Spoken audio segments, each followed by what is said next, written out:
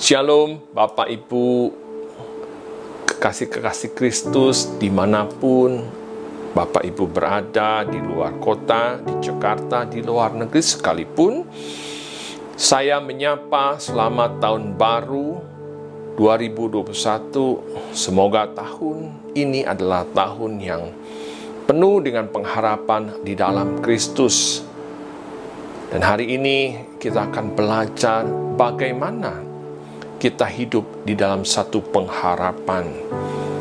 Kita siapkan Alkitab kita bersama-sama. Kita akan belajar kebenaran firman Tuhan di dalam Markus 6 ayat 45 sampai yang ke-51. Saudara bisa menyiapkan Alkitab semuanya. Tahun 2020 adalah tahun yang begitu berat bagi seluruh dunia. Di segala aspek, selama hampir 10 bulan kita berjuang, kita berusaha bertahan dalam keadaan yang tidak normal. Ekonomi global morat-marit, terjadi resesi di beberapa negara, dan banyak orang kehilangan pekerjaan. Sehingga banyak hal-hal yang telah kita rancangkan itu tidak terlaksana secara maksimal, bahkan dianggap gagal total.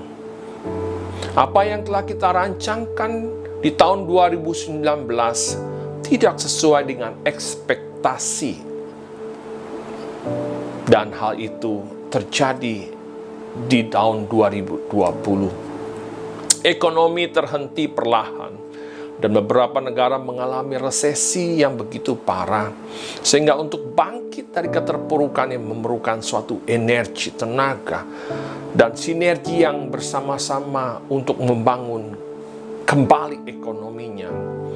Semuanya itu dialami bukan hanya di Indonesia, tetapi seluruh bangsa di permukaan bumi ini mengalami hal yang sama.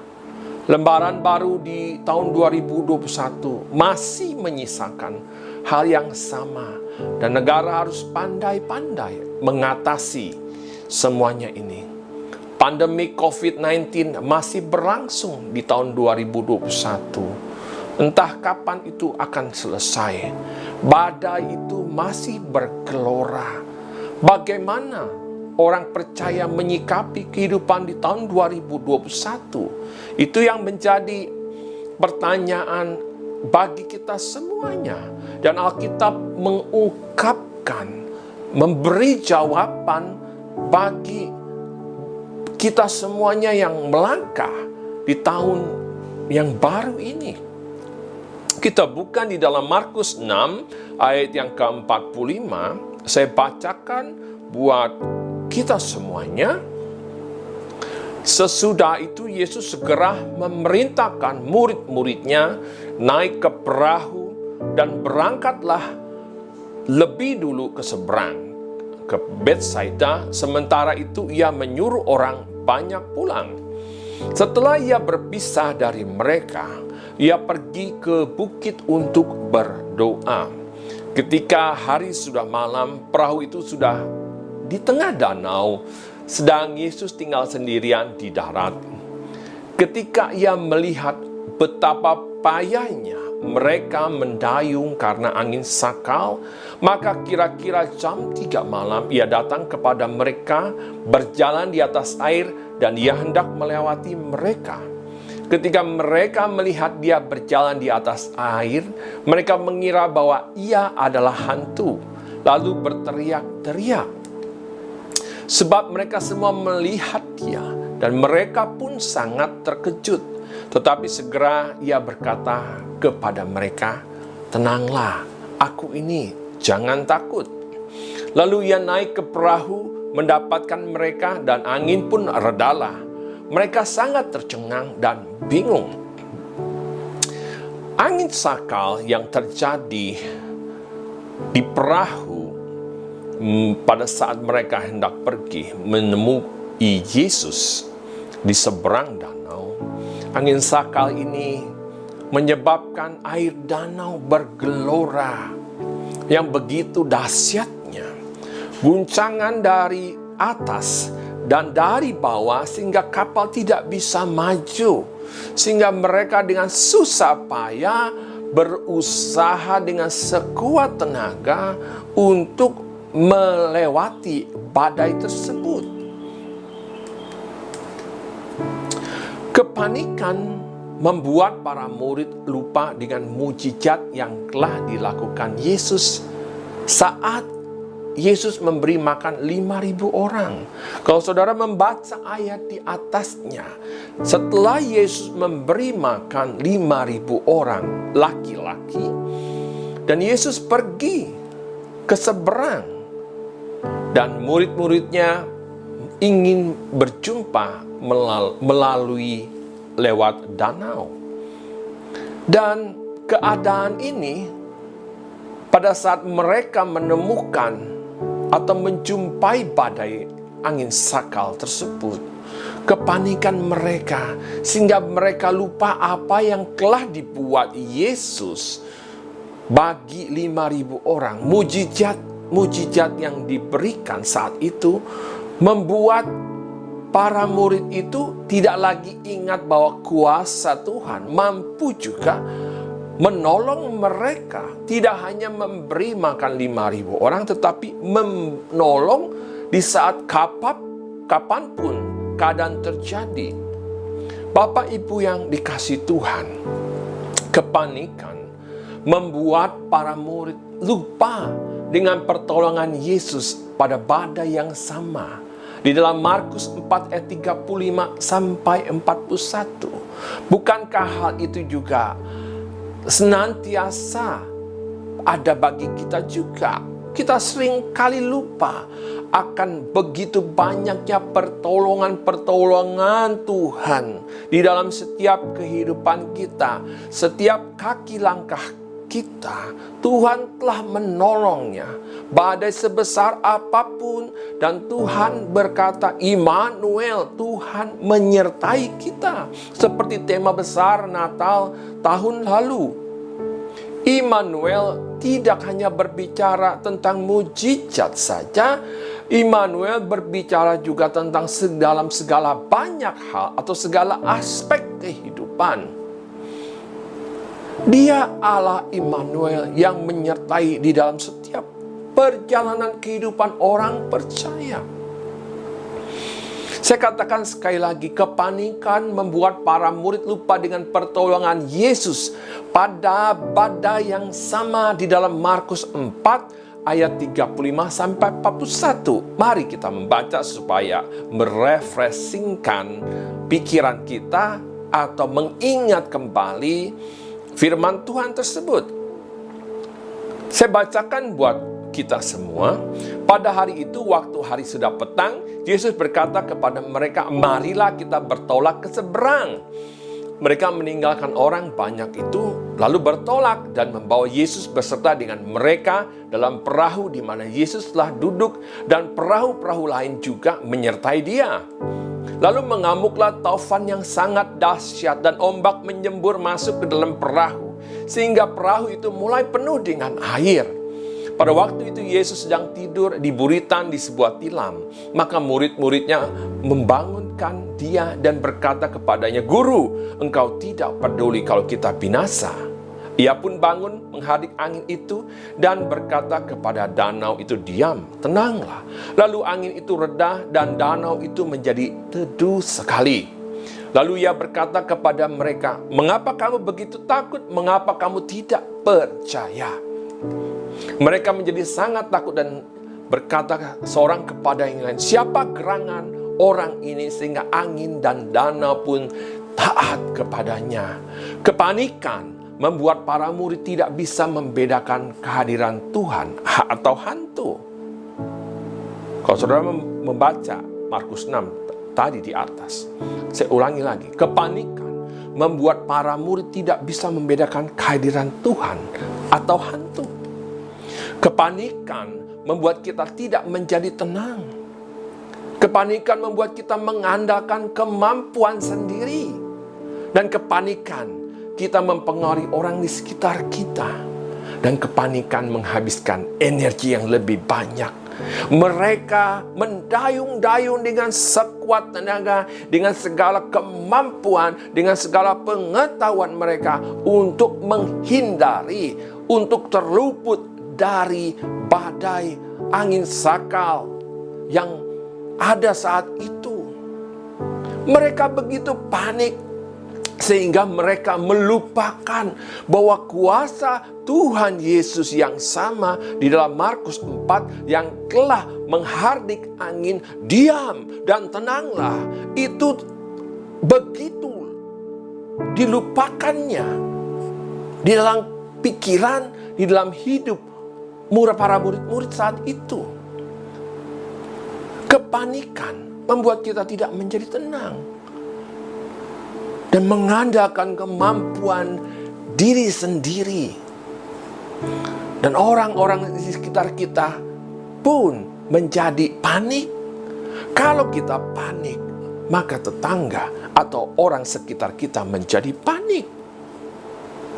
Itu yang terjadi situasi saat para murid-murid itu sedang berlayar. Bapak Ibu yang dikasihi Tuhan, sama seperti keadaan sekarang ini. Badai pandemik COVID-19 belum reda, membuat beberapa orang menjadi panik.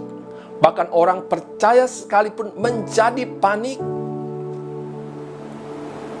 Sehingga kita melupakan kuasa Tuhan yang begitu besar, yang telah menolong kita, telah memberi mujizat-mujizat, yang telah menolong menyertai kita melewati banyak perkara. Alkitab mengajarkan dalam menghadapi badai yang besar, yang pertama-tama dikatakan, tenang dan jangan takut. Firman Tuhan mengatakan yang pertama, dalam menghadapi COVID yang begitu dahsyatnya, badai yang begitu dahsyatnya, pertama-tama kita diajarkan untuk tetap tenang dan jangan takut. Kenapa kita harus tenang? Ketenangan dalam berpikir menghasilkan tindakan yang penuh perhitungan. Kalau kita tidak menjadi tenang, kita akan menjadi panik dan membabi buta dalam mengambil satu keputusan. Jadi dibutuhkan tenang untuk kita dapat mengambil tindakan-tindakan yang tepat. Dan jangan takut. Andai saja murid-murid tidak panik dan percaya dan mengingat apa yang telah Yesus kerjakan menghardik badai yang besar, angin taufan tersebut diam dan tenang, maka mungkin responnya akan berbeda. Saat itu andai saja para murid bersama-sama berdoa dan percaya bahwa Tuhan Yesus menolong mereka, maka responnya tentu berbeda.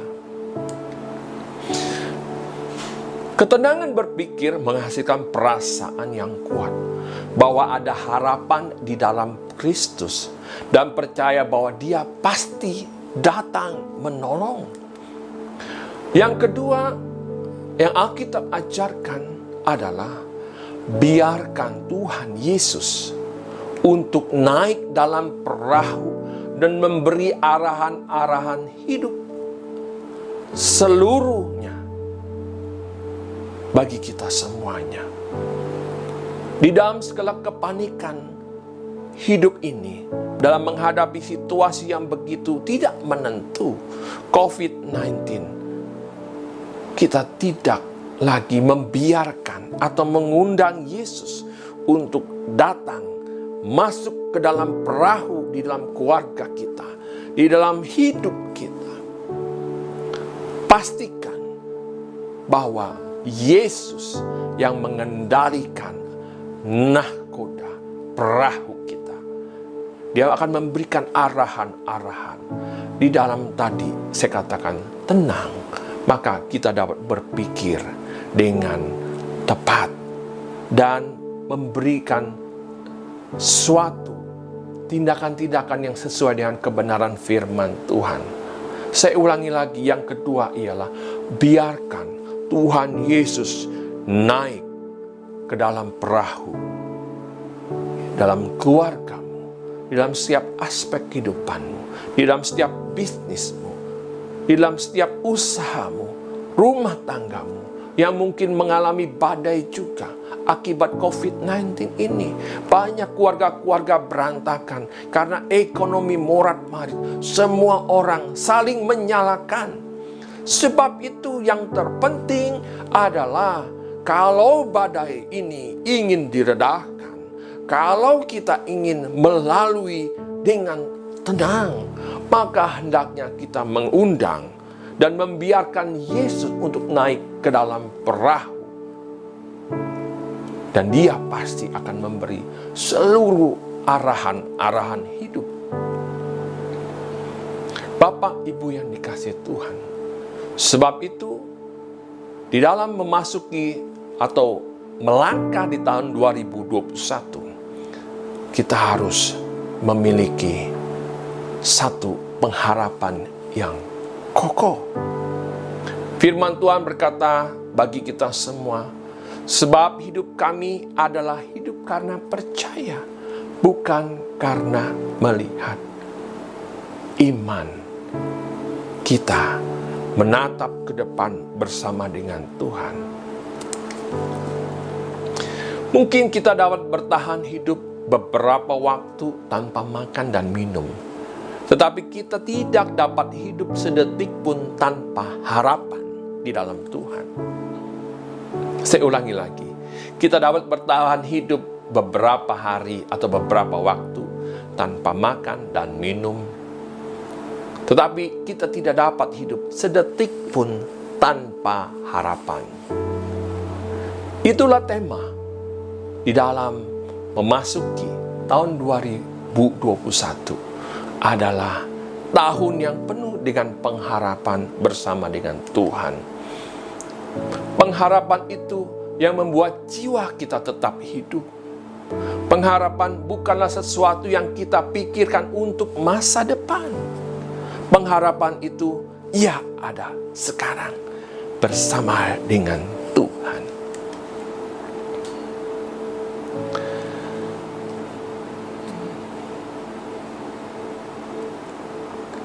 Pengharapan berbeda dengan optimisme.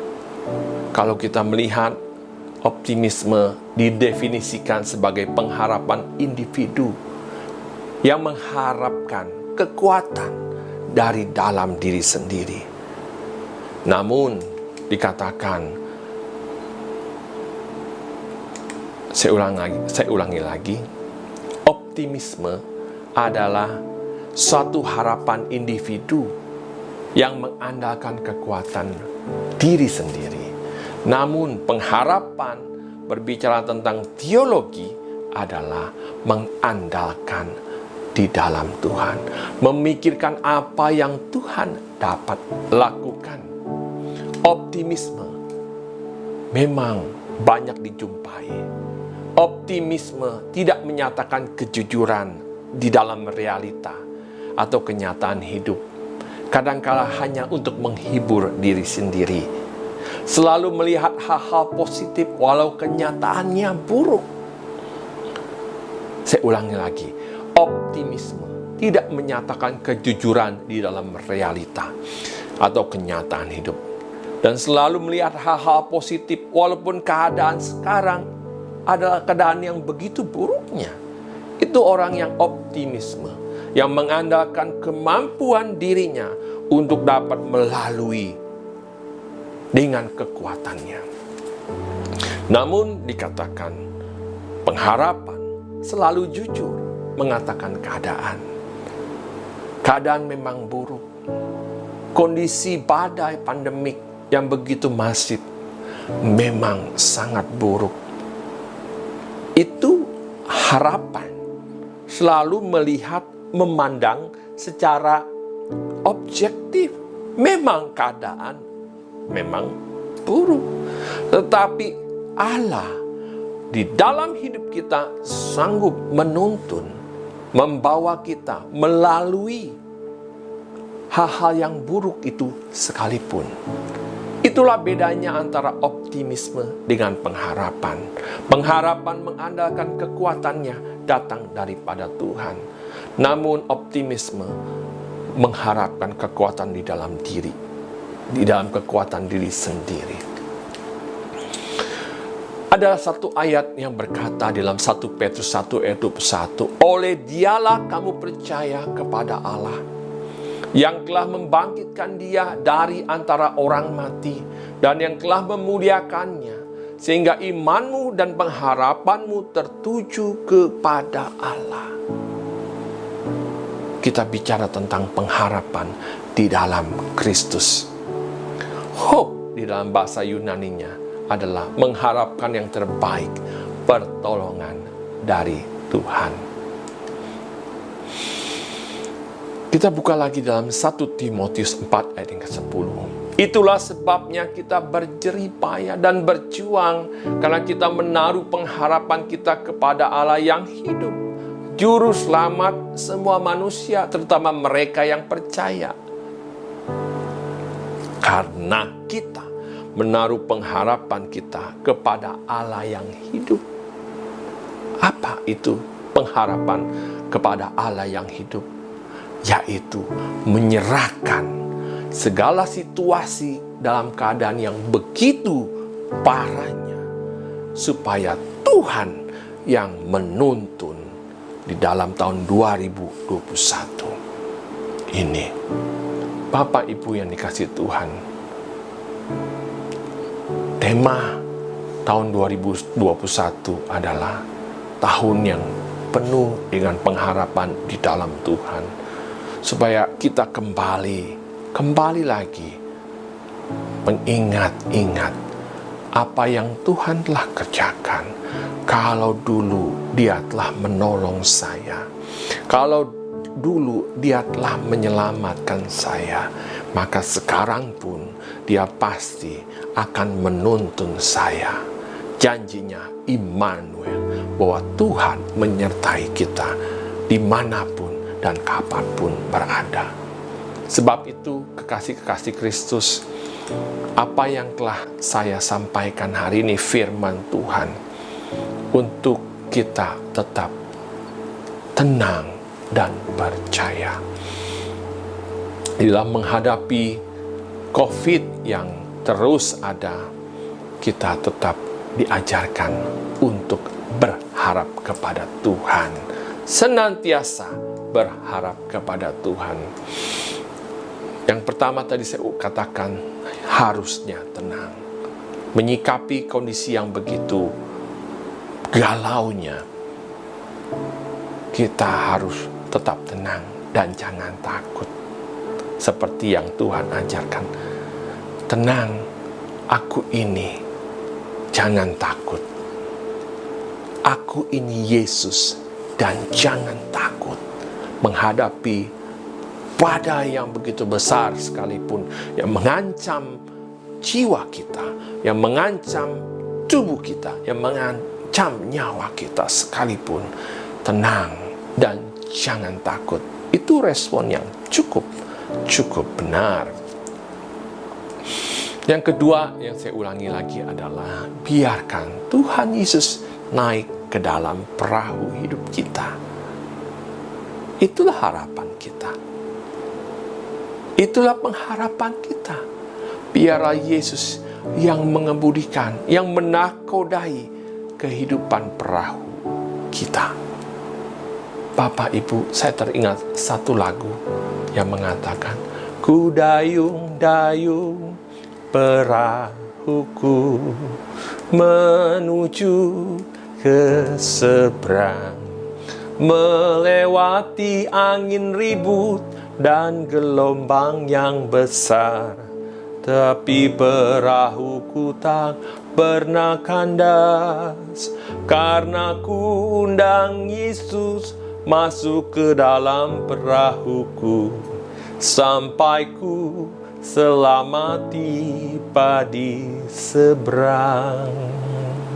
Bapak Ibu yang dikasihi Tuhan, lagu ini menguatkan kembali saya dan kita semuanya. Badai yang sebesar apapun, saat kita undang dan membiarkan dia mengambil alih kehidupan kita, maka kita akan tiba dengan selamat sampai tujuan. Itulah pengharapan kita di dalam Tuhan. Kiranya Tuhan memberkati di awal tahun 2021. Kita akan berdoa. Bapa kami yang di surga, terima kasih. Terima kasih Tuhan. Terima kasih Bapa di surga. Hamba-Mu berdoa untuk negara ini, negara Indonesia yang kami cintai. Kami berdoa untuk Presiden Pak Jokowi dan wakilnya Pak Ma'ruf Amin. Tuhan memberikan kesehatan kepada kedua pemimpin kami beserta seluruh jajaran para menteri. Tuhan melimpahi berkat yang berlimpah, kesehatan yang berlimpah-limpah, sehingga ia boleh tetap senantiasa takut akan Tuhan, memimpin negeri ini sampai dengan selamat. Terima kasih Bapa di surga, dalam masa-masa kesusahan ini Tuhan berikan hikmat kepada para pemimpin kami untuk menjaga keamanan, ketertiban, dan kesejahteraan bagi seluruh negeri ini. Terima kasih Bapa di surga. Tak henti-hentinya kami bersyukur tinggal di negeri yang penuh dengan berkat Tuhan. Bapa, tahun 2021 ini tangan Tuhan yang kami andalkan. Immanuel, Tuhan menyertai kami, Tuhan berserta kami, Tuhan adalah pengharapan kami. Hamba-Mu berdoa untuk jemaat-jemaat yang ada di rumah masing-masing. Tuhan melimpahi segala berkat berlimpah-limpah, kesehatan kepada mereka, pekerjaan, dan satu penghiburan daripada Roh Kudus ada dalam hidup mereka. Terima kasih Bapa di surga. Biarlah hari ini kami senantiasa bersyukur kepada Tuhan. Dalam nama Tuhan Yesus, haleluya, amin. Kita berdoa, kita akan menerima berkat Tuhan. Mari kita bangkit berdiri. Kekasih-kekasih Kristus, tinggallah di rumahmu masing-masing sampai malapetaka. Bencana besar, badai yang begitu besar melanda ini dihalau oleh Tuhan. Tinggallah masing-masing dalam keadaan sehat. Kiranya berkat Allah Bapa kita di surga tercurah atas keluargamu, atas usahamu, atas segala pekerjaanmu. Dan cinta kasih Tuhan kita Yesus Kristus menyertai engkau. Dan pertolongan daripada Roh Kudus, penghiburannya senantiasa ada mulai saat ini sampai Tuhan Yesus menjemput kita di awan-awan yang permai. Kita yang percaya katakan amin. Tuhan Yesus memberkati. Amin.